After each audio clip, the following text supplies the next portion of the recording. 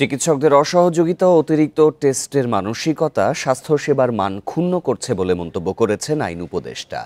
আর প্রধান উপদেষ্টার বিশেষ সহকারী অধ্যাপক সায়েদুর রহমান বলেন, বিশেষজ্ঞদের মতের ভিত্তিতে আন্তর্জাতিক সেবা নিশ্চিত করাই হবে মূল লক্ষ্য। সকালে রাজধানীর মিন্টো রোডে এক অনুষ্ঠানে এসব কথা বলেন তারা। বান্ডেল থাকলে প্রতি সেনমানিতে টাকা বাঁচবে। বিকাশ সেনমানি বান্ডেল কিনে জিতুন প্রতি লেনদেনে। বেসরকারি হাসপাতাল ও ক্লিনিক মালিকদের সংগঠনের কার্যনির্বাহী কমিটির অভিষেক অনুষ্ঠান। স্বাস্থ্য খাতের নানা সংকট তুলে ধরেন অ্যাসোসিয়েশনের সদস্যরা। এই অর্গানাইজেশনকে একটা জায়গায় পৌঁছানোর জন্য আপনাদের সময়সীমার মধ্যে ইনশাল্লাহ হেল্প করবেন।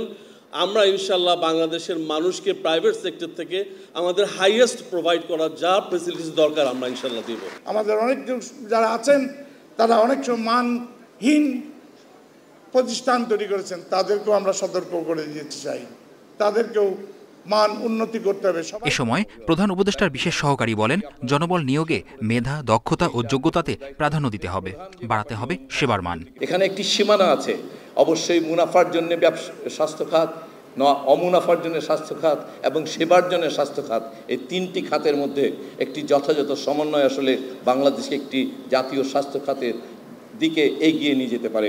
অনুষ্ঠানে আইন উপদেষ্টা বলেন, দেশে স্বাস্থ্যসেবার মান না বাড়ায় বিদেশে যাচ্ছেন অনেকে। ব্যবসা নয়, হাসপাতাল মালিকদের সেবার মানসিকতা তৈরির তাগিদ দেন তিনি। ভারতে ব্যাংককে এমন মানুষও চিকিৎসা নিতে যায় যে জীবনে ঢাকা শহরেও আসে নাই, ত্যক্ত বিরক্ত হয়ে অনন্য পায় হয়ে যায়। বন্ধ করেন তাদেরকে, তাদের যাওয়াটা বন্ধ করেন। এখানে সেবা দিলে কখনোই মানুষ বিদেশে যাবে না, কোনো কারণই নাই, প্রশ্নই আসে না, যাবে না। এই 4 বিলিয়ন 5 বিলিয়নের বাজার দখল করেন, আপনাদের লাভ না, দেশের লাভ। চিকিৎসকদের ওষুধ কোম্পানির প্রভাব থেকে বেরিয়ে আসারও আহ্বান জানান তিনি। ওই যত্ন সহ সেবাটা পায়। মেহেদী হাসান, ইন্ডিপেন্ডেন্ট নিউজ, ঢাকা।